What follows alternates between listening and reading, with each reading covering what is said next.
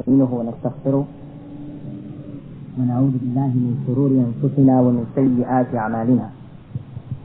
من يهده الله فلا مضل له ومن يضلل فلا هادي له.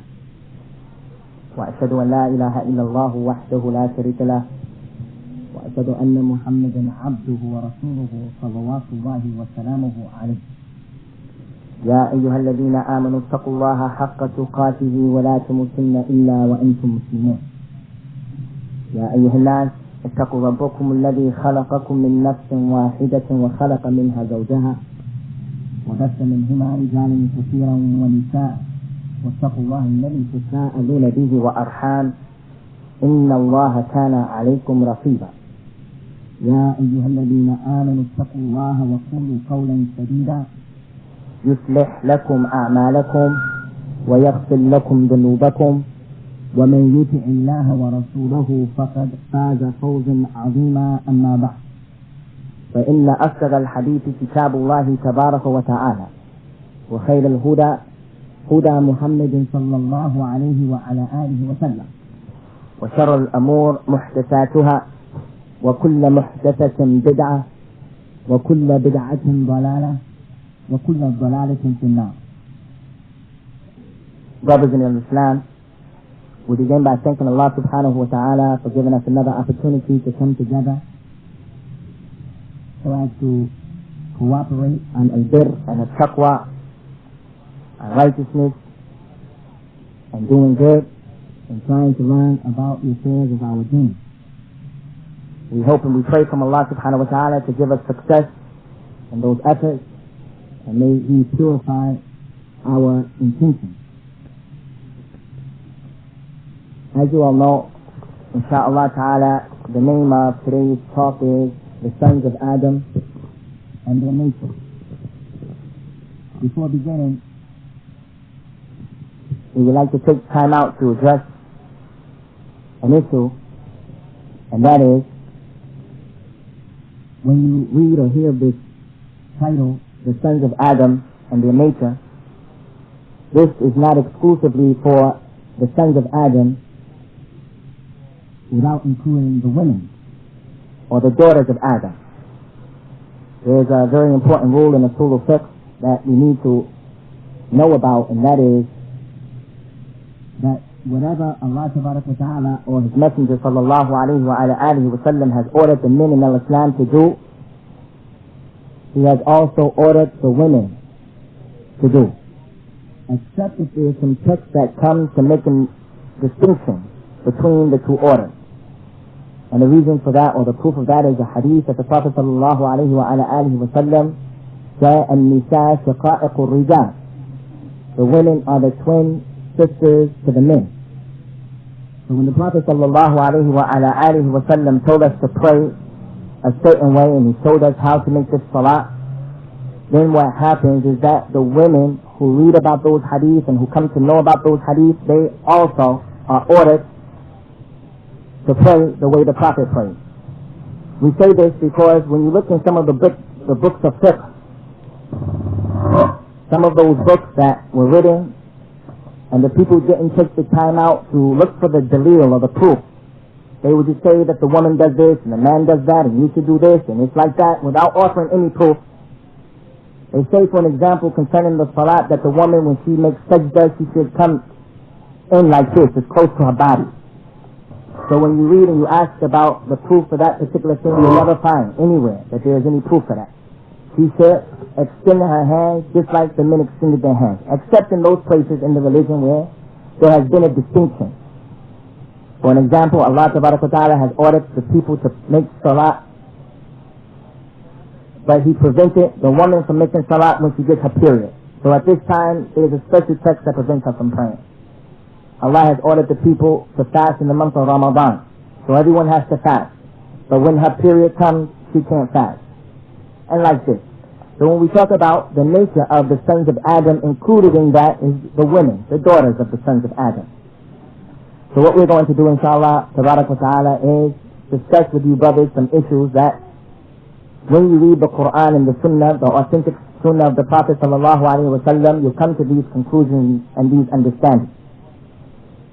And a lot of these things can be taken from the story of Adam's creation and what happened to him when he was in Jannah, and other issues that are not connected to that. So we begin to discuss some of these issues, and we ask and pray to Allah subhanahu wa ta'ala to make the haqq clear on our tongue. First of all, ikhwan, one of the most important natures that Allah tabarak wa ta'ala has placed in the sons of Adam, irregardless of where they were born, irregardless of where they live, irregardless of their sex, irregardless of their colors, is the fact that Allah subhanahu wa ta'ala has created all of the human beings to be upon a tawheed. Allah subhanahu wa ta'ala tells us in the Qur'an in Surah Al-A'raf, He says, أعوذ بالله من الشيطان الرجيم وإذ أخذ ربك من بني آدم من ظهورهم ذريتهم وأشهدهم على أنفسهم قال ألست بربكم قالوا بلى شهدنا أن تقولوا يوم القيامة إنا كنا عن هذا غافلين. Allah Tabarak wa Ta'ala said, and remember when your Lord took from the sons of Adam, from the loins of Adam, his offspring, all of them, and he caused them to bear witness upon themselves, and he said to them, am I not your Lord? And they said, yes, you are our Lord. We bear witness to this. Allah said, so that you won't come Yawm al-Qiyamah and say we had no knowledge of this. This ayat is one of the proofs that the ulama use to show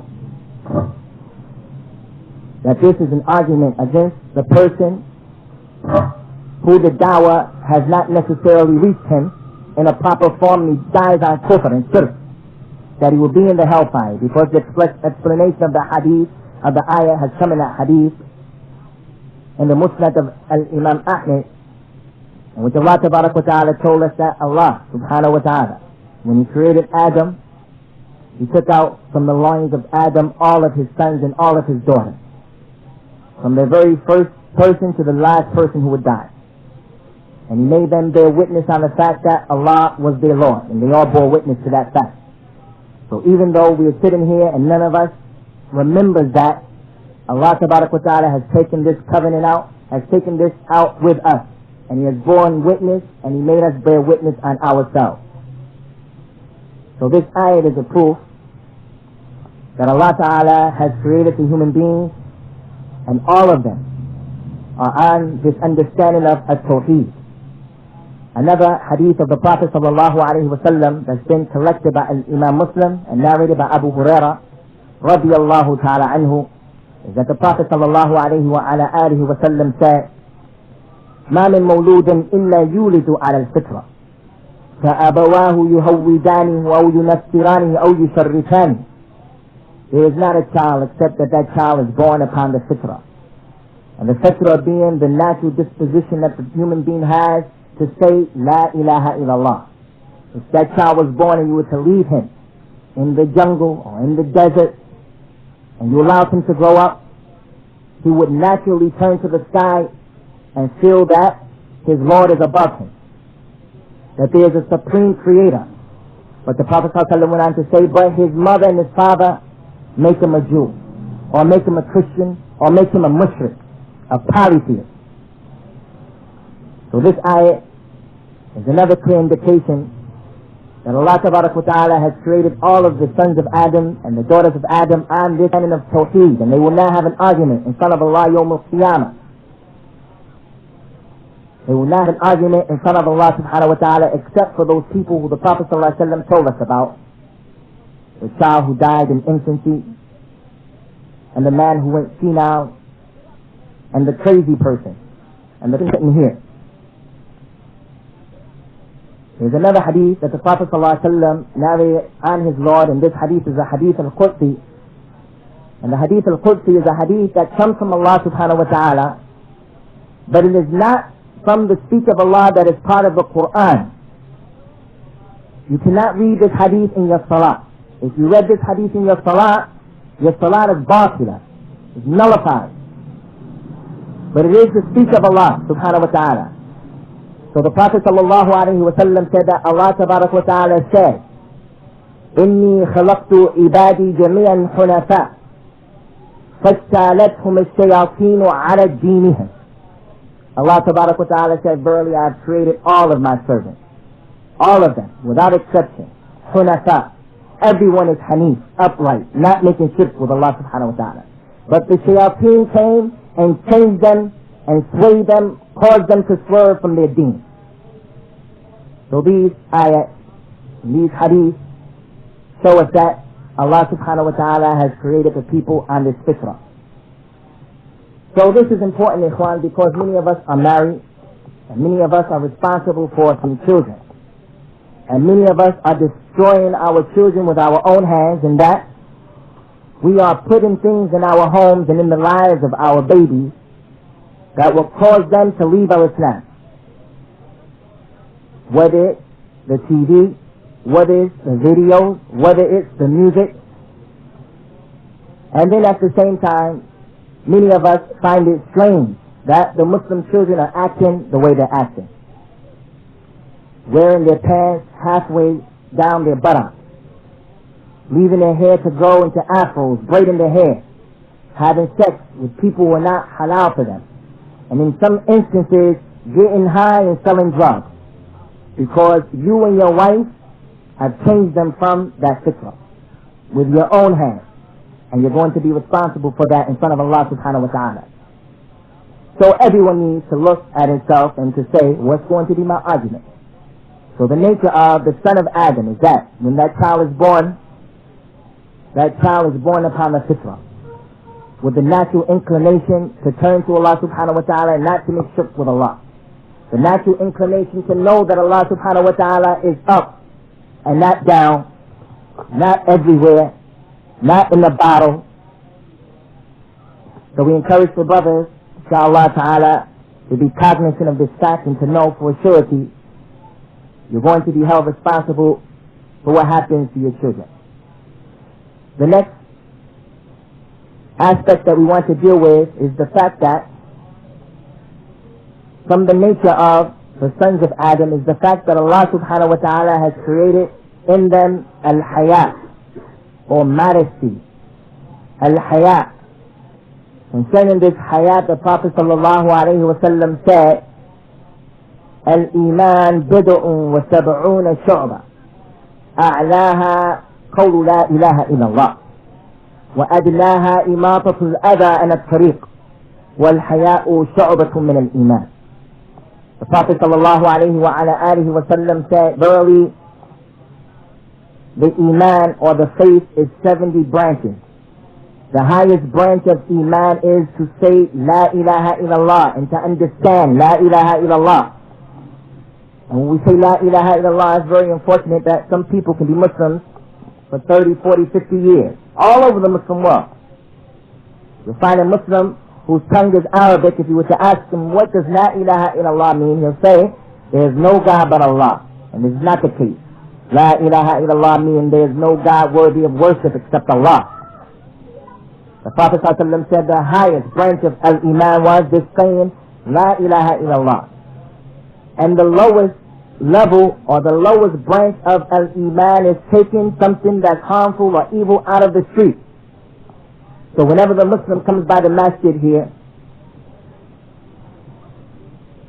and there's something harmful in the way of the Muslim, and he doesn't have a desire in his heart to pick that thing up from out of the path of the Muslims, he needs to suspect his iman, because the lowest level or branch of iman is to take that thing out of the way. And likewise, those things that harm the minds of your children, if your conscience is not talking to you, saying to you, these things that are changing the way my children are thinking, and you're not taking those harmful things out of their way, then the lowest branch of iman, you do not own it. So this haya, the Prophet said at the end of the hadith, and modesty is a branch of faith. Between that la ilaha illallah and taking something evil out of the way, between that is modesty. So when we look at the Qur'an, and we look at the story of Adam and our mother Hawa, alayhim as-salatu was-salam, Allah Tabarak wa Ta'ala tells us this story in many ayahs in the Qur'an and many surahs of the Qur'an. In one of those ayahs, Allah Subhanahu wa Ta'ala says, فَأَكَلَ مِنْهَا فَبَدَتْ مِنْهُمَا سَوْءَتُهُمَا وَتَفِقَ يَخْسِفَانِ مِنْ وَرَقِ الْجَنَّةِ. A shaitan came to Adam and Eve, and he whispered to them, and they finally approached the tree. And when they approached the tree, it became known to them that they were naked. And after this realization came to them, they went and started to get the leaves from the Jannah so as to cover up their private parts. They wanted to hide that which was showing from their private parts. So this shows us that al-haya or modesty is from al-iman. And you all know that al-imam al-Nawawi rahimahullah ta'ala in his book 40 hadith, he's given us a hadith that's been collected by al-imam al-Bukhari on the authority of Abu Mas'ud ibn Uqba radiyallahu ta'ala anhu. The Prophet sallallahu alayhi wa ala alihi wa sallam said, إِنَّ مِمَّا أَدْرَكَ النَّاسِ مِنْ كَلَامِ نَبُوَّةِ الْأُولَى إِذَا لَمْ تَسْتَحِي فَاصْنَعْ مَا شِئْتَ. The Prophet sallallahu alayhi wa sallam said, verily from the speech that the people received from the first revelation is the saying, if you don't have fear, if you don't have this modesty, do whatever you want. You can understand this hadith in two ways. One way the hadith could be understood is that if you're going to do something and you're not ashamed about doing that thing, then go ahead and do it. It's okay because you don't have fear. You don't have any shame about it. But the majority of the scholars of Islam do not take this opinion because the majority of the people are slaves to their shahwa, to their desires. So you'll find a brother smoking crack because there's nothing in him that causes him to fear to smoke crack. The other understanding of this hadith is the fact that Allah subhanahu wa ta'ala's Prophet sallallahu alayhi wa sallam said, if you don't have shame, if you don't have this modesty, you will do whatever you want to do. Because this modesty is that thing that would prevent the person from doing those evil things. He's ashamed and he's shy for Allah subhanahu wa ta'ala to see him between the legs of a woman who's haram for him. He's ashamed about it. He's ashamed and he's shy and he fears Allah enough because of this haya to be caught with a joint between his lips. So the Prophet ﷺ told the people, Istahu min Allahi kama tastahyuna min salih qawmikum. He said to the people, be shy of Allah, have this modesty, be shy of Allah just as you are shy of the most righteous person from amongst you. So no one will want to allow someone else to know that he's in the bar drinking Budweiser. No one wants anyone from amongst us to know that he's playing the ticket, playing the lottery. So therefore, this modesty that Allah subhanahu wa ta'ala has created in the heart of the sons of Adam who remain on the fitrah, it prevents them from doing what? From doing those evil things. But what happens is, when Allah tabarak wa ta'ala doesn't want good for the servant, He allows this modesty to be taken out of his heart. So then you see the women dressing the way they dress, as if they're saying to the people, the only thing that I consider myself as is a sex object. You see the Muslim woman, when she doesn't have this modesty, going outside of her home, and men who are not halal for her, whether they're kuffar or Muslims, are given the opportunity to enjoy her beauty, to see how large or how small her breasts are, to see the contours of what she looks like from behind, to see her hair, her ears, her neck. Because it's not permissible for a woman who believes in Allah and the last day, the one who knows that she's going to stand before Allah subhanahu wa ta'ala to be questioned, it's not befitting for her to leave her home and other than her face and her hands is being exposed. That's the least that can be seen outside of her home. And it's better for her if she dressed like the wives of the Prophet by covering her face. So that's the second aspect of the nature that Allah subhanahu wa ta'ala has created in the sons of Adam. Also, from The nature that Allah subhanahu wa ta'ala has created the sons of Adam and the daughters of Adam on is the fact that they forget. The word in Arabic, al-insan. Does anyone know what al-insan means? That's al-ihsan, al-insan, mankind. As you all know, inshallah, almost every single word in Arabic has a 3-letter origin. The word khalifa comes from the verb khalafa. The word Rashid comes from the verb rasada. The word Ahmed comes from the word hamada. Almost every single word has a 3-letter origin. This word al-insan comes from the verb nasa. Insan, mankind, comes from the verb nasa, which means to forget. So the mankind was called insan because he forgets. The Prophet sallallahu alayhi wa ala alihi wa sallam told us about an authentic hadith, an incident that took place when Allah Ta'ala created Adam. And Adam, when his children were placed before him, he saw all types of things in his children. He saw the ones who were afflicted with diseases, they were afflicted with problems in their creation, and he asked about that, and he was told.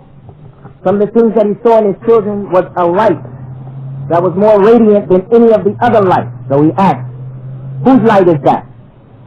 It was told to him that this is the light of your son Dawood, the father of Sulaiman alayhim as-salatu was-salam. So Adam asked, how long is his lifespan going to be? He was told it's going to be 100 years. Adam said, I want to give him 40 years for my life. So it was written. When the angel of death came to Adam to claim his life, Adam said, hold on, I have 40 more years. Because Allah Tabarak wa Ta'ala tells us in the Qur'an, وَعَلَّمَ آدَمَ الْأَسْمَاءَ كُلِّ شَيْءٍ. Allah taught Adam the names of everything. Adam had knowledge. So when the angel of death came to Adam to claim him, he said, I have 40 more years. So he said to him, you remember your son Dawood, you gave him 40 years from your life? So the Prophet ﷺ said, نَسِيَ آدَمْ وَنَسِيَ أَوْلَادَهُ. Adam forgot and his children forgot. So this is why when one of us comes to the masjid and we stand up for salah, as soon as we make the takbir, Allahu Akbar, the shaitan comes to you and he says to you, you lost your keys. You left the keys in the car. You left the door open at your house. And he starts to remind you of those things that before salat you didn't have any, you weren't even thinking about those things. Only when you make the takbir, this shaitan comes to you and he starts to whisper to you, to remind you at this time of the things that you forgot. Which shows us that this shaitan is a avowed, accursed enemy of all of us. And we're in a perpetual war against this creature of Allah subhanahu wa ta'ala. So, Allah subhanahu wa ta'ala tells us in the Qur'an concerning Adam and his forgetfulness. He said, وَلَقَدْ أَهِدْنَا إِلَىٰ آدَمٍ قَبْلِ فَنَسِيَ وَعَسَى فَأَغْوَى. Verily, we took a covenant from Adam from before, and he forgot that covenant. So he disobeyed Allah and he went astray. Adam was in Jannah, and he was told by Allah subhanahu wa ta'ala, don't approach the tree. In this Jannah, you will never go hungry, you will never go thirsty, and you will never die. Don't approach the tree. But he forgot.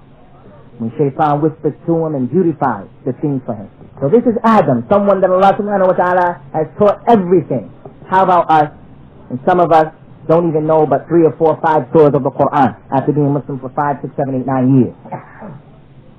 It's easier, of course, for Shaitan to dupe us, to fool us. The next characteristic that Allah Tabarak wa Ta'ala has created and made it from the nature of the sons of Adam and the daughters of Adam is the fact that Allah Subhanahu wa Ta'ala created this nafs, and when He created it, He made it ignorant, jahil. It didn't know anything. Allah Subhanahu wa Ta'ala says in the Qur'an, وَاللَّهُ أَخْرَجَكُم مِّن بُطُونِ أُمَّهَاتِكُمْ لَا تَعْلَمُونَ شَيْئًا وَجَعَلَ لَكُمْ السَّمْعَ وَالْأَبْصَارَ وَالْأَفْئِدَةَ لَعَلَّكُمْ تَشْكُرُونَ. It is Allah who has created you people and He has brought you forth out of the stomachs of your mothers.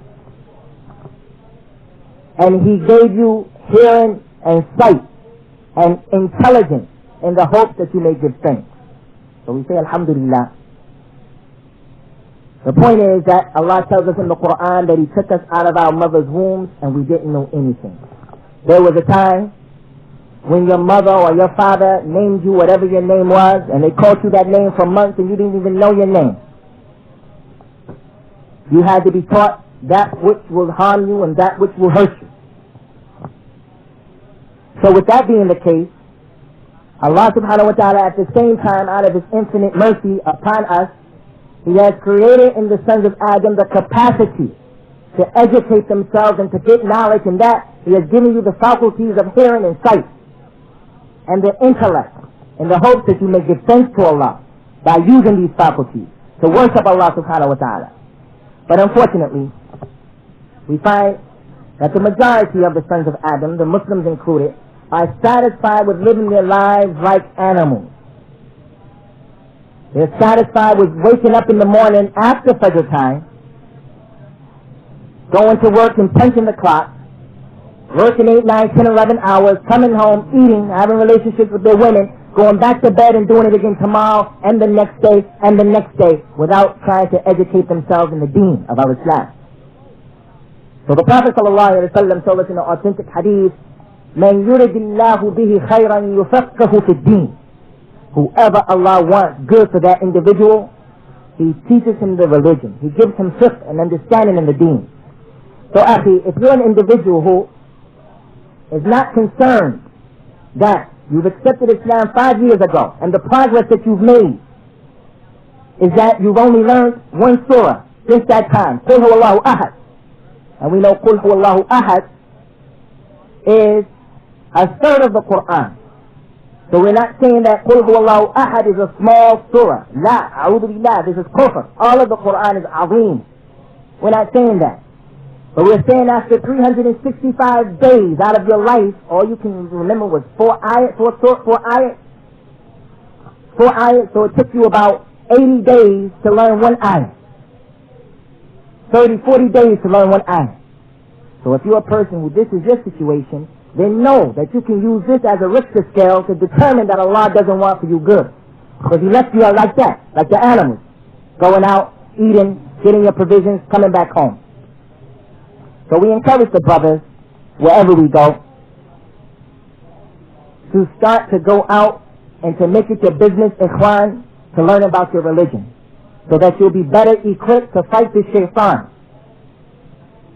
But if you think that you're going to remain in your homes, in the comfort and the confines of your home, and live in the schedule that you live right now, if you think you're going to remain like that and you're going to give shaitan a good battle, then you're fooling yourself.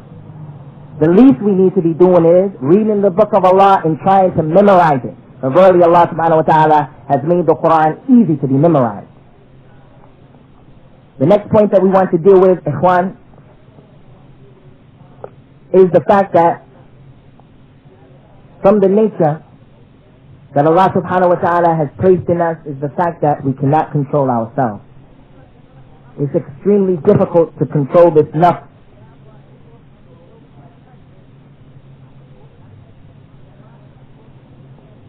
When Allah subhanahu wa ta'ala created Adam, and before He had the spirit of life blown into Adam, and before continuing, let me just say that those ayahs in the Qur'an where you see that Allah says that He blew into Adam from His spirit, this does not mean that Allah blew from Allah's spirit into Adam. Adam is not a creation that Allah blew into him from the spirit of Allah, the ruh of Allah.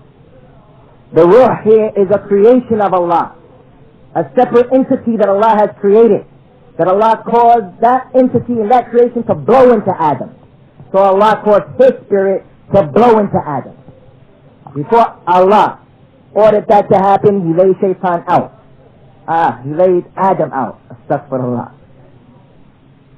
And He created Adam 60 cubic feet. He was a giant. And we know from the hadith of the Prophet that the people since the time of Adam have been getting shorter and shorter and shorter. But when Yawm al-Qiyamah comes, they're going to enter into paradise the size that Adam was. This is the hadith. This is not some story tale. This is from our aqidah. So when Allah subhanahu wa ta'ala created Adam and He laid him out like that, He allowed Shaitan to go in and outside of the body of Adam. And then Shaitan came out and he said, Inna hada la yatamalik. Verily this creation cannot control itself. So for that reason we find the Muslims doing the things that they do. The Muslims knowing how pious the Sahabas were, radiyallahu ta'ala anhum. Even though the Sahabas were human beings, and they were people who were created with these natures as well, but we see that they weren't people who were given to the things that we're given to. They didn't do and carry on the way we carry on. We had people from amongst them who made zina, who drank wine, who killed unjustly, who took from the spoils of war. We had that, and I only mention that because it's a well-known fact. And I don't mention that so as to throw dirt on the Sahabas. Our aqeedah is that we get close to Allah subhanahu wa ta'ala by loving Abu Bakr and Umar and Ali and Uthman and the rest of the Sahabas. Unlike the Shiites, who get close to Allah by cursing them, who get close to Allah subhanahu wa ta'ala by accusing them of being homosexuals and kuffar, and of stealing the khilafah from Ali. This is not our aqeedah. So it's strange that some of the Muslims can support those people. So the thing is, here we are, we want the success that Allah Ta'ala gave to them, and that Allah Ta'ala made their religion and their way of life supreme in the Arabian Gulf. We want those same results, but we don't want to make the same sacrifices and the same commitment. The formula is one, Ikhwan. The formula is one. As we said the last time that we were here, and I recall this very well, now we have a room full of brothers, alhamdulillah. And no doubt the Messenger of Allah sallallahu alayhi wa ala alihi wa sallam did not start his dawah off with these many people. Nor did he start his dawah off with the type of money that the people in this room own. We have a lot of money. We have a lot of possessions. He started his dawah off with only 4 people. And from those 4 people, Allah Ta'ala gave them the success. So the last time that I was here, I said to the brothers, now the challenge is for you brothers in that room that we were at on Germantown. We said to the brothers, if we had the same commitment and the same understanding and the same application of those first 4 people, the Messenger of Allah Sallallahu Alaihi Wasallam, his wife, our mother Khadija, Abu Bakr and Ali, Allah Ta'ala has promised us that He'll give us success. So now we have more people, more resources. So where's the success? We're trying a formula different than the formula that they use. Allah Ta'ala says in the Qur'an, وَعَدَ اللَّهُ الَّذِينَ آمَنُوا مِنْكُمْ وَعَمِلُوا الصَّالِحَاتِ لَيَسْتَخْلِفَنَّهُمْ فِي الْأَرْضِ كَمَا اسْتَخْلَفَ الَّذِينَ مِنْ قَبْلِهِمْ وَلِيُمَكِّنَنَّ لَهُمْ دِينَهُمْ الَّذِي ارْتَضَىٰ لَهُمْ. Verily Allah has promised those from amongst you who believe and who do righteous deeds that He's going to give you the khilafah in the earth, as He gave the khilafah to those people who preceded you, and that He's going to establish your religion in the earth, the religion that He's pleased to have for you, the religion that He's pleased to give to you. This is a promise from Allah. Unlike when Abu Usamah promises, when the other brother promises, maybe or maybe not, you're going to fulfill your promise. Allah Ta'ala, when He promises, لا يخلف الميعاد. He does not break His promise. So now the challenge is still standing to the brothers of Philadelphia. Now we say to this masjid, to the brothers who are here, when are you brothers going to unite on the effort of spreading al-Islam so that you yourselves and your families will get the success? Allah Ta'ala is ghaniyun hamid minkum, as He says in the Qur'an. Allah is free. He doesn't need you people. He doesn't need us. After that, Ikhwan, the next characteristic that Allah Ta'ala has created the son of Adam with, and there are many, we're just going to deal with a few today, inshallah Ta'ala, is the fact that Allah Subhanahu wa Ta'ala, when He created these human beings, they have a desire in their heart to live forever. Al-Khuld. And this desire to live forever is not the desire to live forever in the hereafter, but it's the desire to live forever in this dunya. This dunya that Allah Subhanahu wa Ta'ala has created, and He's placed in it certain sunnahs, certain laws, and Allah subhanahu wa ta'ala tells us in the Qur'an, وَلَن تَجِدُوا لِسُنَّةِ اللَّهِ تَبْدِيلًا. You will never find in the sunnahs of Allah any change.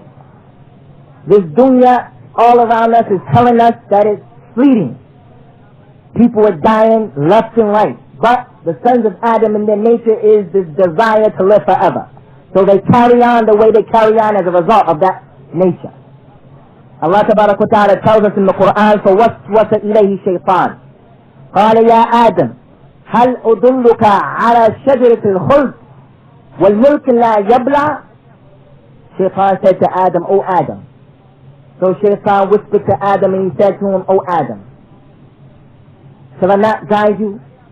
Shall I not lead you to a tree that will give you eternal life and a kingdom that will never go down? And based upon that, Adam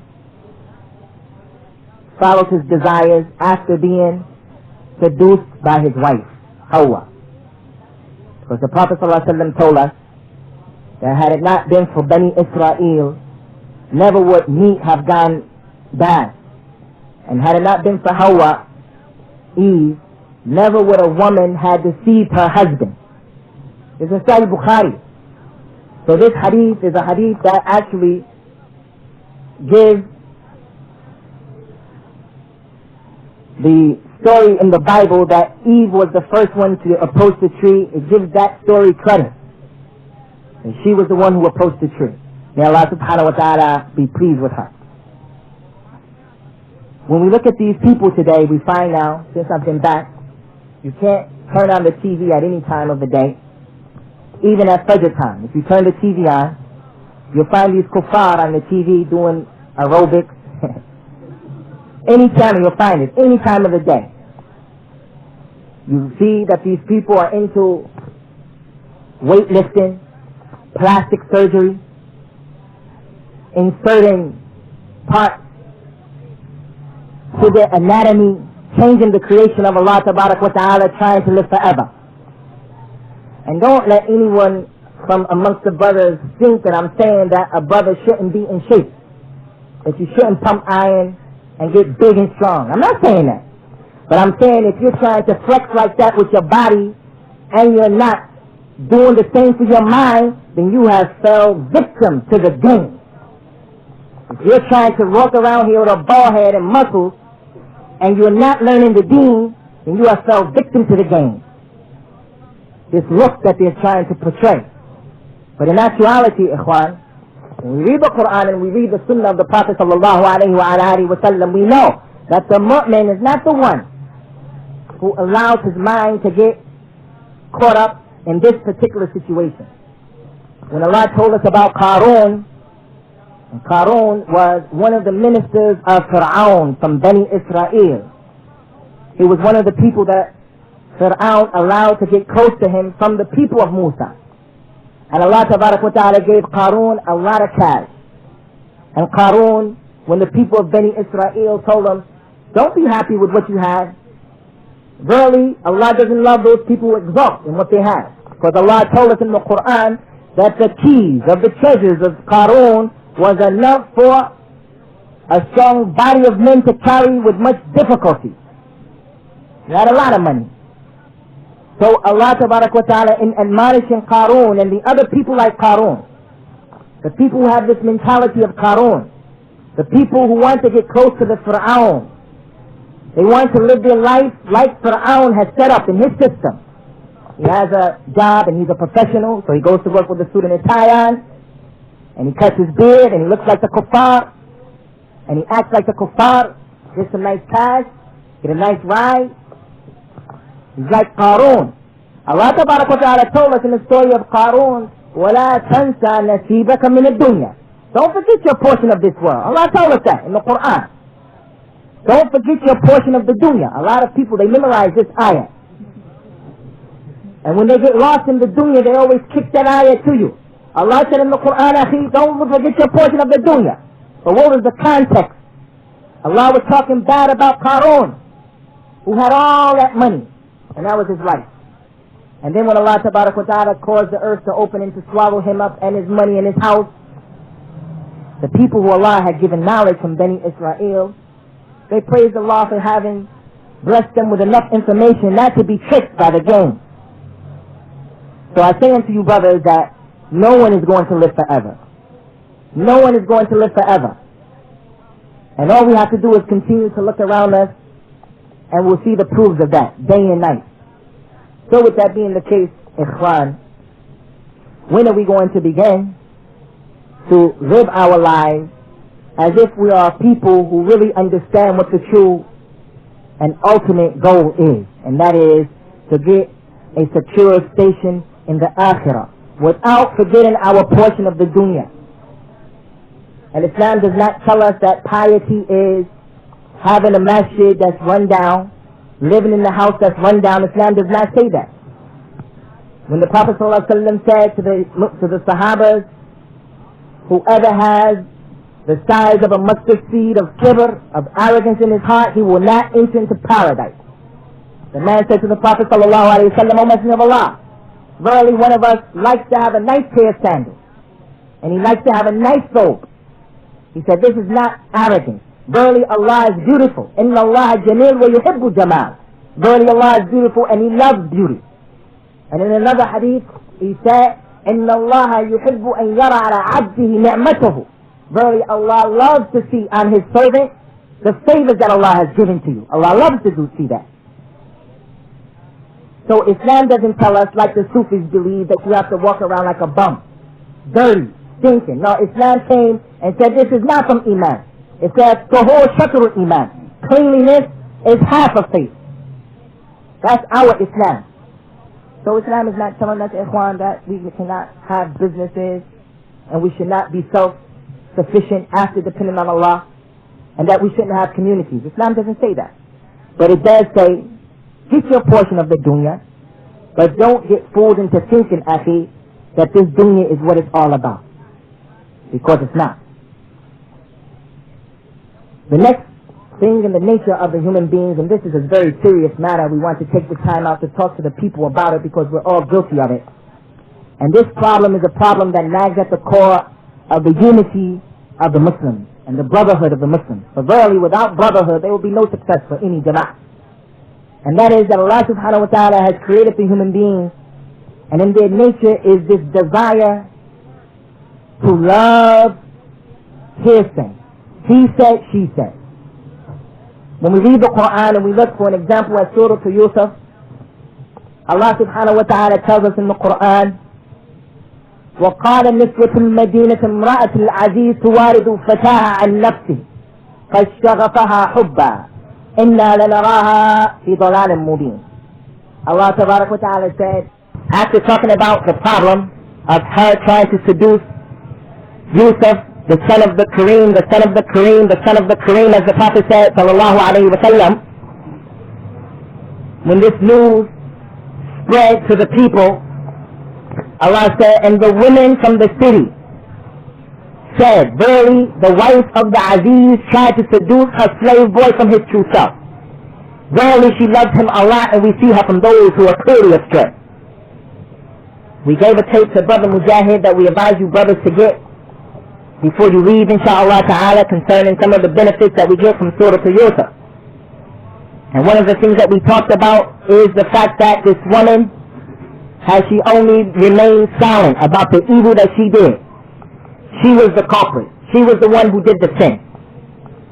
As she only remained silent and not exposed herself, there was a possibility that Yusuf may have exposed her, or he may not have exposed her. Because he was dealing with the people, when the truth came to them, they imprisoned Yusuf anyway. So maybe he would have been quiet about it, knowing the type of people he was dealing with. And he would have said to the woman, fear Allah, make tawbah. Maybe. But when she exposed herself, she made her news open for public scrutiny in the community. To the point that the women begin to say, the wife of the Aziz tried to seduce her slave boy from his true self. So we understand from that, Ikhwan, that for you brothers who have marital problems, it's in your best interest, Ya Abdullah, to solve your problems with your woman before you take it to your friend, or before you take it to the imam. Because if you can't keep your problems secret, don't expect someone else to keep it secret. So we find that the Prophet ﷺ told us in so many authentic hadiths when he said, كُرِّهَا إِلَيْكُمْ الْقِيلَ وَالْقَالِ وَكَثْرَةُ السُّؤَالِ وَإِضَاعَةُ الْمَالِ. He said it has been made haram for you people. He said, she said. And from asking a lot of questions that are not pertinent, they're not important. What color was Adam? What color was the hudhud bird that was with Sulaiman? When Adam took a step, how much space did he cover? These questions are not important in our Islam. This is made haram for you. And wasting money. That's what the hadith said. He said, she said, asking a lot of questions and wasting money. And wallahi, buying the clothes that the kuffar wear, not that you have to wear thobahi, I'm not saying that, but buying the clothes that the kuffar buy and wear is from wasting your money.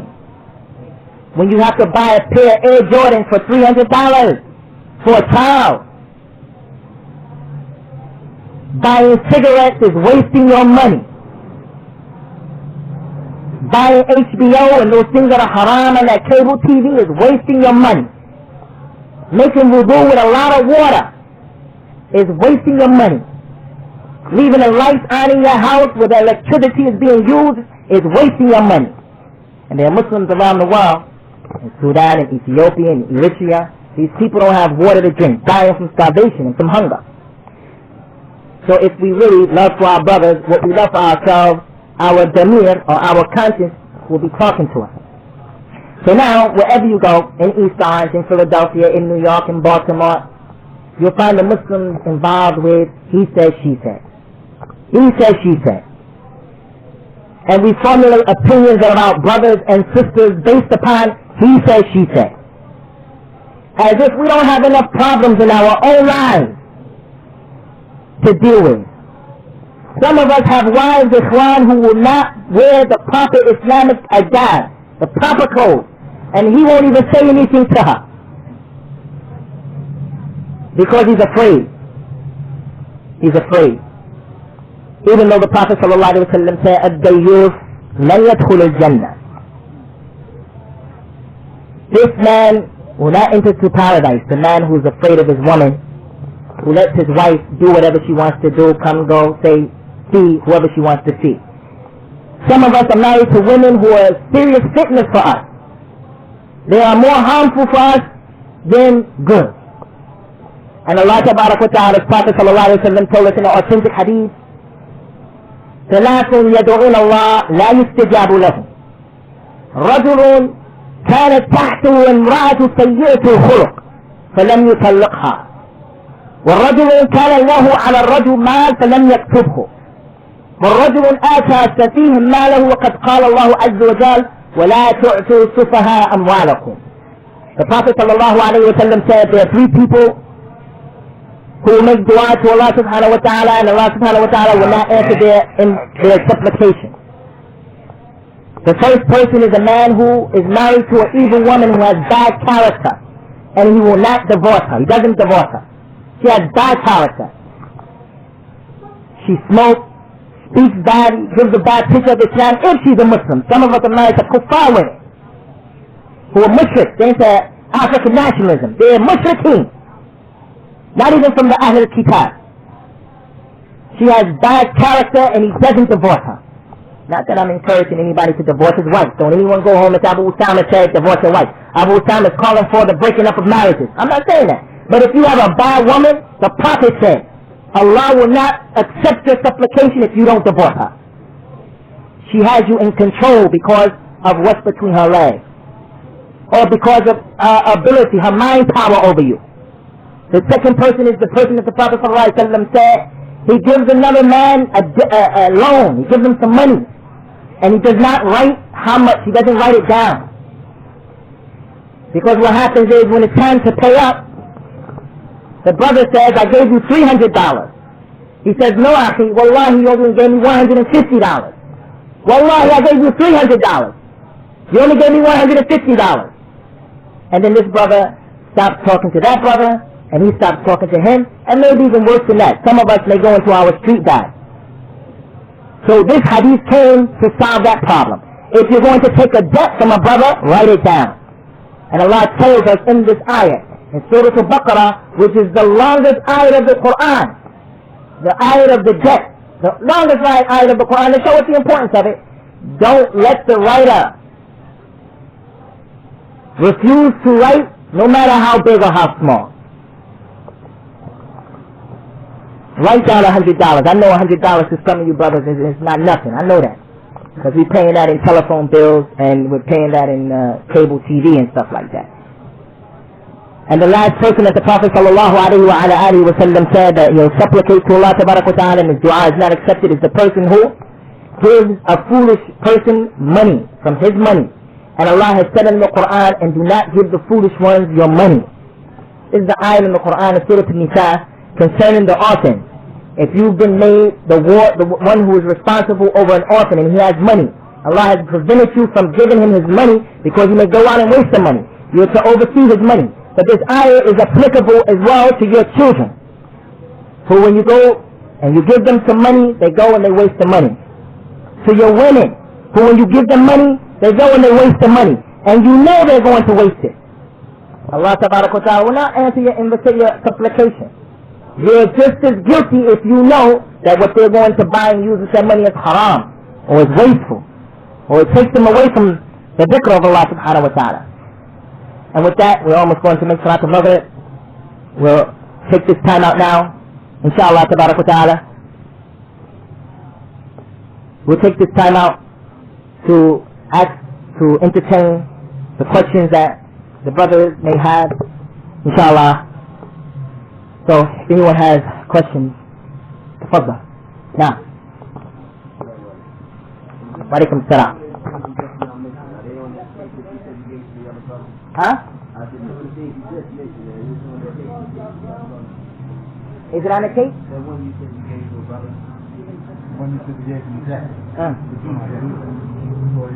No, it has something to do with something else altogether. Before we go on, let me just say to the brothers that the issue of the salams in Islam, when we say assalamu alaikum, this greeting is a issue of worship in Islam.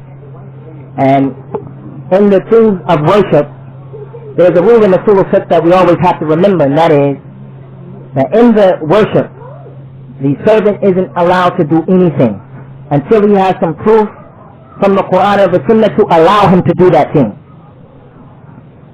And the dunya is the opposite of that. The dunya is that you can do whatever you want until you have some proof preventing you from doing it. And the deen, don't do anything until you find some text allowing you to do that thing, if it's a religious affair. But in the dunya, eat what you want, wear what you want, live how you want, do whatever you want. The dunya is wide open.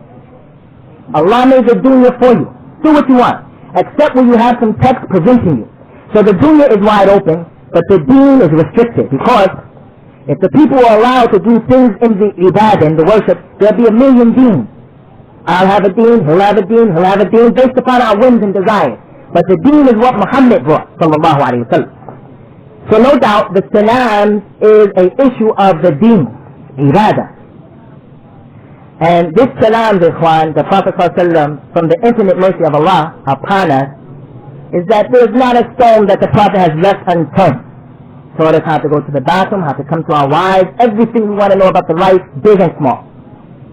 So he has taught us that the salam is given whenever the Muslims meet one another, or whenever the Muslim comes into a room, or when he leaves the room. And the Prophet ﷺ said,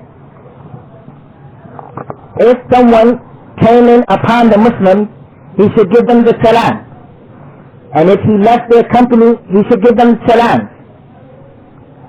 And the coming in, that salam, is not more important than the going out salam. They're both important. Many of us, when we come in, we say assalamu alaikum. But when we go out, we don't say assalamu alaikum. They're both important. So, we give salams when we meet the Muslims on the street or anywhere. And we give salams when we come in on the Muslims and when we go out from the Muslims. And we give salams in salat when we say assalamu alaikum wa rahmatullah, assalamu alaikum wa rahmatullah. But when we want to ask a question like this is not the time or the place to say assalamu alaikum. According to the sunnah, You said it when you came in. You said it when we met. This is enough. This is a religious matter.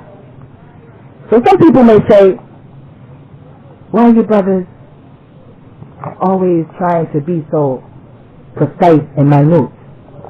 We'll tell you why. Because when we came into Islam, brothers, we came into Islam and some of us came into Islam through different doors.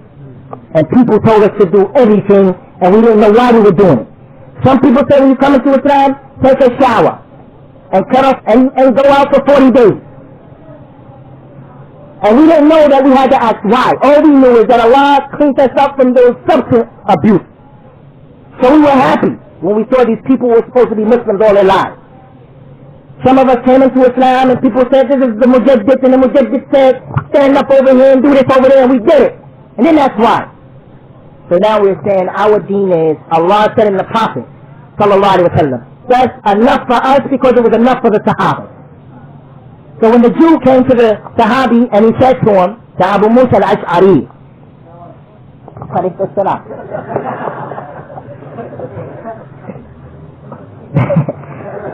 when he said to the Sahabi, verily, your Prophet has taught you people everything, as if to be sarcastic. Abu Musa al-Ash'ari said, yes, that's right, he taught us everything.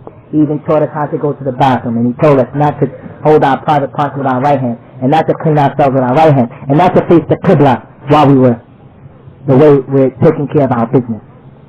So he was proud of that fact. He wasn't ashamed of that fact.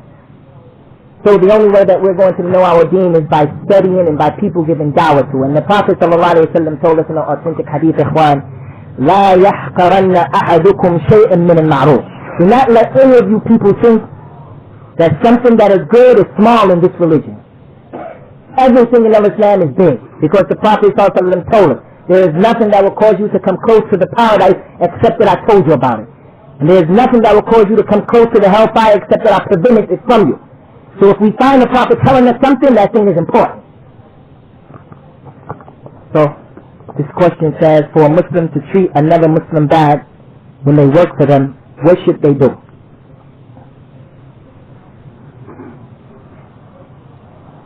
This question seems to have an aroma of a problem that's existing, and I know from experience that sometimes your words can be misconstrued and used for people's personal gain. So if there is a particular problem, I'm not addressing any individuals and making this address, but we're just addressing the issue of what is one to do when another Muslim works for him and he doesn't act properly. Of course, we have many ayahs in the Qur'an that call the Muslims to unity. For an example, Allah subhanahu wa ta'ala tells us in the Qur'an, إِنَّمَا الْمُؤْمِنُونَ إِخْوَةٌ, verily the Muslims are brothers. And in another hadith, the Prophet sallallahu alayhi wa sallam said that المسلم من سلم المسلمون من لسانه ويده ولا يسلمه إلى عدوه ولا يدعي ليقطعه. Verily the Muslim is the one who the Muslims are free from his tongue and his hand. And the Muslim is the one who does not give his brother over to his enemy, nor does he undercut him in his buying and his selling, and his property and his honor is haram for this individual. So, with that being the case, the brothers are encouraged to fear Allah subhanahu wa ta'ala and to practice al-Islam, to practice the Qur'an and the Sunnah. And for those of you who can't solve your problems between yourselves, we advise you and encourage you to bring in the other Muslim, who the oppressor will respect if he doesn't respect you. Because Allah subhanahu wa ta'ala told us in the Qur'an, وَإِن طَائِفَتَانِ مِنَ الْمُؤْمِنِينَ اقْتَتَلُوا فَأَصْلِحُوا بَيْنَ أَخَوَيْكُمْ. If two parties from a Muslims are at war with one another, then make peace between those two parties. فإن بادت إحداهما على الأخرى فقاتلوا التي تبغي حتى تفيء إلى أمر الله. And if one of them insists on oppressing the other, then all of you together fight against the oppressor. فإن فاءت فأصلحوا بينهما. And if he comes back to the haq, then make peace between them. So it's the person who is oppressive and he's not respecting the right of the Muslim who is his employer or he's not his employer. if he can't solve the problem with the brother, get the Muslims involved. But in getting the Muslims involved, we encourage you to get the Muslims involved who have good Islam, who are not swayed by relations or by personality. Get those people who want the haqq wherever the haqq can be found. And Allah Ta'ala knows best. Fadl ya. Wa alaikum salam. The reason why I give it back to him is because Allah ordered us that. إِذَا حُيِّيتُمْ بِتَحِيَّةٍ فَحَيُّوا بِمِثْلِهَا بِأَحْسَنَ مِنْهَا. If you're given salutations, then return the salutations right that are better than that. So we give it back to the brother. Fadl ya. Could you reiterate on talk about when students and business students, because I know a lot of those where students for business meetings, you know, and they may change themselves in other ways, like maybe wear suits and music. It seems like you said that it's really imitating truth.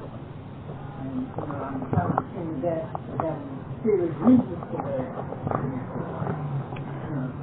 As for the brother who wears a business suit, let me first say that I know that there are brothers who wear business suits who are practicing Muslims, who love Allah and His Messenger. The proof of that is that they make salat when no one is watching. The proof of that is that they fast in Ramadan, and only Allah knows about their fast. So they have sincerity, they have belief in Allah subhanahu wa ta'ala.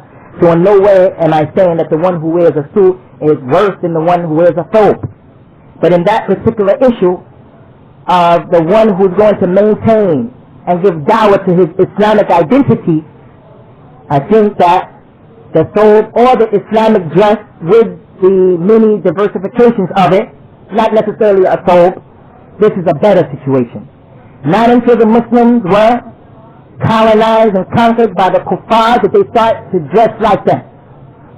There's in al-Islam a blood with money that is paid out for the man who cut a Muslim's beard off. You were to cut a Muslim and cut his beard off, he can get retribution from you, money, as if you chopped something off of his body. There was a time where the Muslims would not accept the witness of a man who didn't have a beard. You couldn't be a witness in the court of law. You wouldn't accept your witness. Why? Because this is open. This was considered to the first Muslim. This was considered to be open disobedience. Some of us are listening to music in the confines of our home, in the privacy of our home.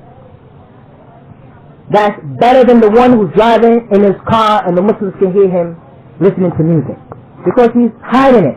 And as long as he hides it, inshallah, Allah is going to forgive him if he dies. La ilaha illallah. So the man who comes out with a beard trimmed, he's saying to the ummah, look, openly, I'm disobeying Allah. And this is why the ulama of the past would not let a man who dressed like the kuffar, he didn't establish his Islamic identity, they wouldn't allow him to lead the Muslims in salah. Unless he was the imam who was appointed by the Khalifa. We gotta obey now, we don't have a choice. But say we all were traveling to New Jersey to listen to a lecture, and then we stopped on the road to make salah. There's not a masjid, we want to make salah in the open area. We're going to pick one from amongst us to lead us in salah. They will not pick the one who dressed like the kafir, or who didn't establish his Islamic identity. They will not pick the one who cut his beard. So what I'm saying is, not until we get to the point where we are willing to, even in those circles where people are highly professional, like law and economics, all that stuff, all that, not until we are ready to establish our Islam with those people in terms of the way we look, and more important, the way we dress, then there's a problem in our iman. But I'm not saying, akhi, that it's haram to wear a suit. I'm not saying that. But what is haram is to have those pants legs over your ankle bone, because the Prophet ﷺ said, مَا تَحْتَ الْكَعْبَيْنِ فَهُوَ فِي النَّارِ. What is below the ankle bone is in the hellfire. So someone may say, yeah, but Abu Bakr, they remember these hadith. But Abu Bakr, just like the hadith of music. There's a hadith in Sahih Bukhari that the chain of narration is broken. Sahih Bukhari, he normally says, my sheikh told me that so-and-so told him, that so-and-so told him, and he'll give you the hadith. In this particular hadith, Al-Bukhari said, so-and-so said. He didn't say so-and-so told me. This kind of hadith is called hadith al-mu'allaq. There was a brother that I met. He was a nice person, but he had no deen whatsoever. He asked me about music. I said music was haram because of the hadith in Sahih Bukhari. He said that hadith is mu'allaq. How does he know that hadith is mu'allaq? Because he has his weapons prepared. So they have hadith Abu Bakr prepared. And this hadith does not stand up as defense for them because Abu Bakr said to the Prophet ﷺ, O Messenger of Allah, verily my izar falls down because I'm skinny. Meaning you used to pick it up and it'll fall down. Pick it up. Not that he began and it was below his ankle bone. So if you're going to wear a suit, we would say wear the pants with the legs up. But of course that's not accepted in those circles. They call those high waters. And that looks funny. The people will laugh at that. And we say stay away from the tie because there's doubt in the tie. I don't know the authenticity of the statement that you are well aware of, that it comes from the cross. Allahu alam. I don't know. But what does the Prophet say? Da ma yuribuka ila ma la yuribuka. Leave alone that which you doubt for that which you don't doubt. If I didn't wear it, I'm sure I'm not in a problem. But if I am wearing it and it's something that came from the Jews, from the Christians, a cross around my neck, it's as if I'm strangling myself in front of Allah subhanahu wa ta'ala. A cross, and Allah ta'ala knows best. Establish your Islamic identity. And in this particular instance, Ikhwan, I just want to bring out a point, and that is the point that I think we need to be more appreciative of our wives.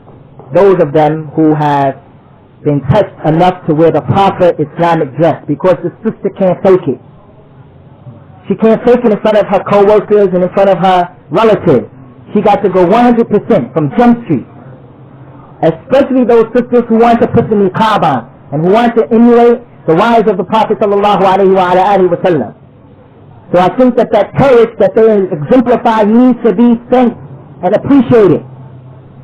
And for those of us who Allah tabarak wa ta'ala has caused our heart to be hard concerning our women folk, I think that you brothers need to take that into consideration. But that at the same time doesn't necessarily mean that if she's dressing properly and she's a shaytana, that you overlook that. And Allah knows that. Hey, tfaddal ya. Leading or leading?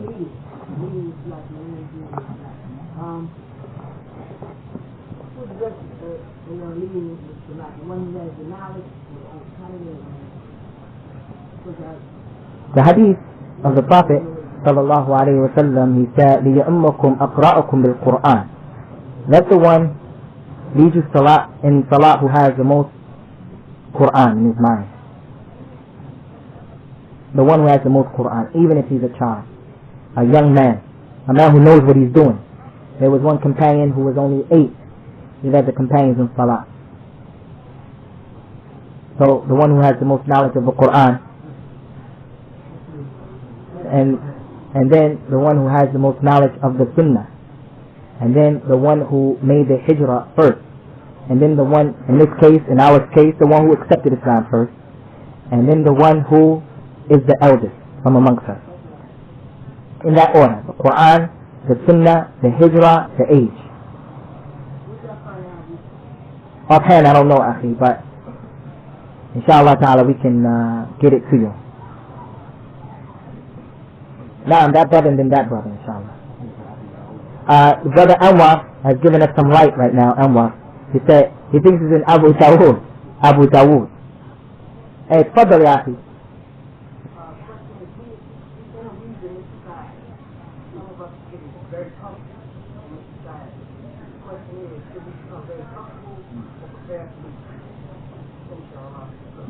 That's a good question, Akhi, and the answer to it is a lecture in and of itself. But we would say that the Prophet sallallahu alayhi wa ala alihi wa sallam said, "Man ahabba lillah wa abghada lillah wa a'ta lillah wa mana'a lillah faqad istakmala imanuhu." Whoever loves for Allah and hates for Allah and gives for Allah and prevents from giving for Allah, his iman is complete. We know that Allah subhanahu wa ta'ala hates this society, the society of kufr and disbelief, designed from the beginning to the end to take the people away from the remembrance of Allah. The reason why Allah subhanahu wa ta'ala created all of us is to worship Him, and the society is against that. So we find in the Qur'an as well as the Sunnah of the Prophet sallallahu alaihi wasallam orders from these two sources telling the Muslims to get away from the kuffar, to go and establish their own Islam in a place where they can worship Allah properly. Wa alaikum salam to Allah. An example of that is a hadith in a Tirmidhi in which the Prophet sallallahu alayhi wa sallam said, أنا بريء من كل مسلم يجامع المشركين. The Prophet said, I am free from every Muslim who interweaves and lives with the mushrikeen, the polytheists. In another hadith he said, لا يساكن المسلم الكافر لا تتراءى ناراهما. This hadith is in Abu Dawud when he said the Muslim does not live next to the kafir, for verily their two lights cannot stay lit together. One of them is going to affect the other one. If you're in their society, you're going to be affected by them. Look at our kids, look at ourselves, look at our wives and the things that they want from us, and the way they want us to live our lives with them. So what happens is, the least that the Muslim should be doing is, he should be making the serious effort to get out. He should hate the kufr in his heart, and he should hate the fact that it's difficult for most of us to get out. That's a fact. It's difficult. And because the Muslims are in practice in Islam all over the world, even those who have the ability to get out, where are you going to go? Are we going to go to Sudan? Well, you can go to Sudan, but you may run the risk of starving, exposing your children to malaria. Or are you going to go to Yemen, where the economy and the political situation is unstable? But we can't use these things as excuses, because never ever did Allah Ta'ala or the Messenger Sallallahu Alaihi Wasallam say that hijrah was easy. And that's why the person who makes hijrah, his reward is Jannah. Because hijrah, like jihad, is difficult. And we have many ayahs in the Qur'an in which Allah Subhanahu wa Ta'ala puts hijrah with jihad. الذين آمنوا وهاجروا وجاهدوا بأموالهم وأنفسهم أولئك أعظم درجة عند الله وأولئك هم الفائزون. Verily those who believe, and those who make hijrah, and those who make jihad with their wealth and their person, these are the ones who get the highest reward with Allah, and these are the ones who are successful. Many ayahs in the Qur'an like that. And Allah tells us in another ayah of the Qur'an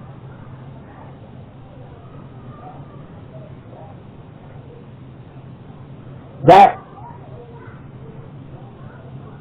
those who the angels come to them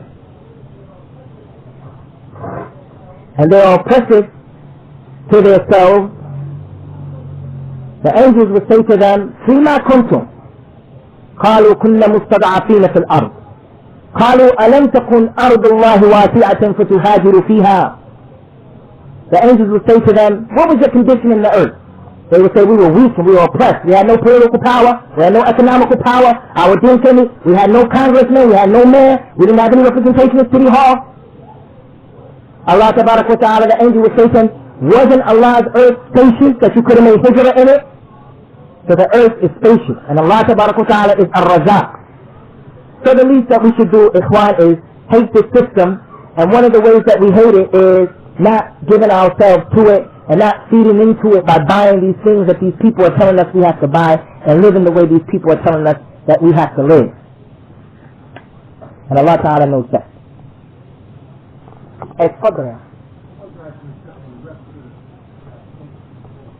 Which one of those actions from that when people see the other church hijrah or Muslims getting da'wah to these people, God for this here and that? Which one of the actions more preferable? In order for me to say this is more preferable or that's more preferable, I'm not going to step into that hole, because both of them are very important. Allah Ta'ala says concerning Allah says concerning the da'wah, وَمَنْ أَحْسَنْ قَوْلًا مِمَّنْ دَعَا إِلَى اللَّهِ وَعَمِلَ صَالِحًا وَقَالَ إِنِّي مِنَ الْمُسْلِمِينَ. And who is better than the one who calls to Allah? Who is better than him? And then he does righteousness and he says, verily I'm from the Muslims. And Allah Ta'ala says in the Qur'an, أُدْعُوا إِلَى سَبِيلِ رَبِّكَ بِالْحِكْمَةِ وَالْمَوْعِظَةِ الْحَسَنَةِ وَجَادِلْهُمْ بِالَّتِي هِيَ أَحْسَنُ. Call, give da'wah to your Lord with hikmah and the good exhortation, and argue with them in the way that is best. And Allah Subhanahu wa Ta'ala told the Prophet, قُلْ إِنَّمَا أُمِرْتُ أَنْ أَعْبُدُ اللَّهَ وَلَا أُشْرِكَ بِهِ وَإِلَيْهِ أَدْعُو وَإِلَيْهِ مَآبِ. Saying to them, verily I've been ordered to worship Allah. I've been ordered to worship Allah and not to make shirk with him. To him I give da'wah, and to him is the return. And we know that the Anbiya are the best people that Allah created. And what was their job? To give da'wah to Al-Islam. So the people's need for the Anbiya and the people who are like the Anbiya is more important than their need for food and drink. No doubt about that. So the issue of giving dawah is virtuous in Islam. The Prophet sallallahu alaihi wasallam said, إن الأنبياء لا يورثون وإن يورثهم العلماء. Verily the prophets do not leave inheritance, and verily those who inherit from the prophet are the people who have the knowledge, the ulama. So if you're getting knowledge and you're calling to Islam, this is a high power thing. Everybody who makes salat because of your dawah, because of me, all of the people in this room today heard one ayah because of Allah. And then I came. One person heard a tafsir of the ayah of the Qur'an. I get the reward of all that. Everyone who prayed in this room prayed because you gave them dawah to Islam. You get all of that reward. And that's why the Prophet ﷺ, Yawm al-Qiyamah, when he'll come, he's going to come with the reward of all the Muslims. From Khadijah to the last Muslim. For every wudu, for every zakat, for every hajj, for every siyam, everything. So this shows you. But in spite of that, the Prophet ﷺ said, لا يدخل أحدكم عمله الجنة. He said, in spite of that, he's going to get all this reward. He said, none of you will enter into paradise because of his deeds. They said, not even you, O Messenger of Allah. He said, not even me. Had Allah not immersed me in his rahmah, I wouldn't go to Jannah. With all those deeds, even he's not going to get into paradise because of what he did. But because of the mercy of Allah to show us how in the Jannah is what no eyes have ever seen, no ears have ever heard, and no mind has even fathomed. As for the hijrah, fi sabilillah, your dawah, akhi, should start with your ibn, and your bint, and your zawja. You're responsible first to save them from the hellfire. So how are you going to raise them in this society giving dawah? You want to save the people and lose your babies? Is it worth it? Save the people and lose your babies? Because I haven't seen yet a Muslim capable of dealing with this shaitan here. I haven't seen it. We all acquiesce to some extent in our Islam and the environment. All of us. Right now, actually, the majority of the Muslims don't make tahajjud, and it's difficult to make tahajjud. Salat al-Isha is 11:30 or something. And the way the life is, it's hard going to bed after Salat al-Isha. The life, the way it is, even the one who wants to do it, it's difficult.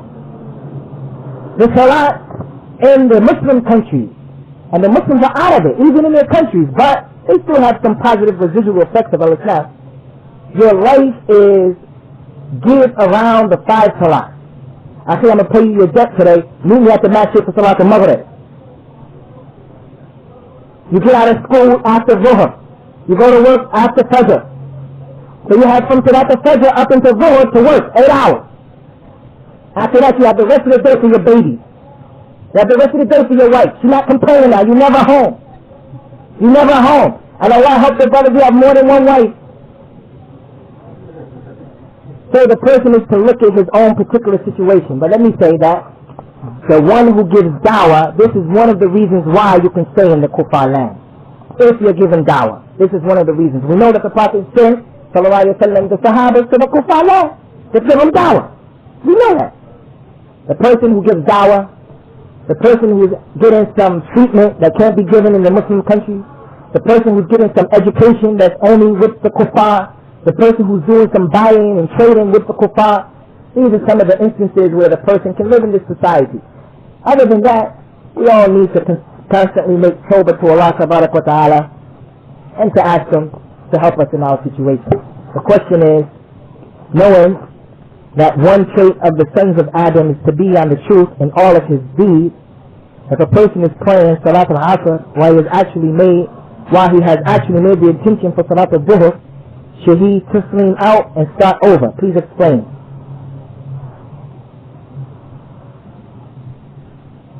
A person is praying Salat al-Asr while he actually made the intention for Salat al-Dhuhr. The person stands up for Salat al-Asr and he didn't pray Salat al-Dhuhr, and then he realizes in his Salat that he didn't pray al-Dhuhr. He should stop his Salat and the person who is wrong intention then not for us. It's after time, but he made the intention for Lord. The person is praying Salat al-Asr while he actually made the intention for Salat al-Dhuhr. You're right. Should he taslim out? Yes, he should taslim out. Because one of the prerequisites for the Salat is that you should have a niyyah. The niyyah for that particular Salat, based upon the hadith of the Prophet sallallahu alaihi wasallam, إِنَّمَا الْأَعْمَالُ بِالنِّيَّاتِ وَإِنَّمَا لِكُلِّ امْرِئٍ مَا نَوَى. Verily the deeds are based upon their niyyah. So if you have a niyyah for one thing and you're not doing that thing, you've lost that particular deed. Verily the deeds are based upon the niyyah. And verily the person will get rewarded for that which he intended. So if you intended another salah, then you will get rewarded for that salah. And that's not the salah that you're supposed to be making in this situation. And Allah Ta'ala knows that. Now there's another question here. That question says, you described how Allah Ta'ala permitted the shaitan to walk through Adam alayhi salam, according to the hadith, and found that Adam couldn't control himself. Where is this hadith found? If my memory serves me correct, the hadith is in At-Tirmidhi and Abu Dawud in the book of the creation. Do you feel that because our ancestors came here as slaves and this country has become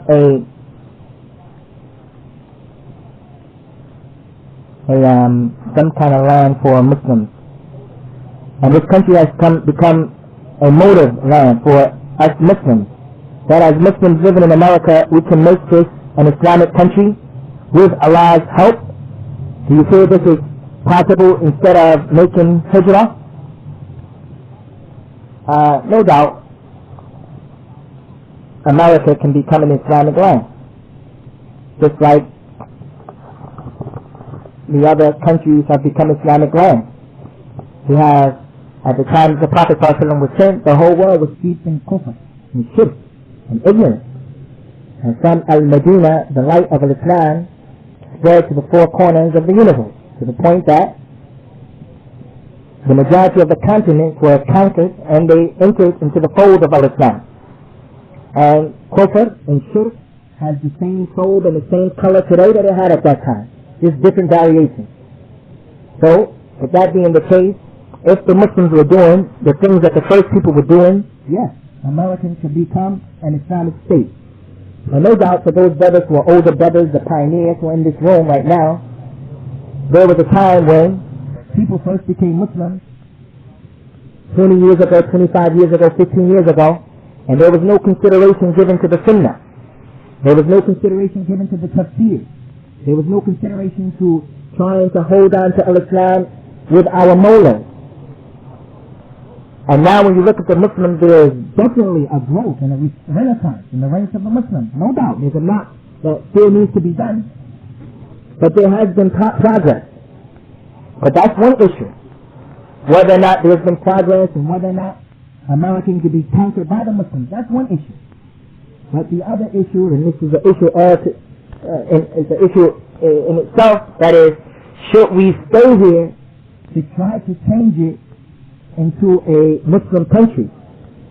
The fact of the matter, for people who are realistic, when we look at ourselves and we look at our existence in this country, it's clear that we are losing the battle.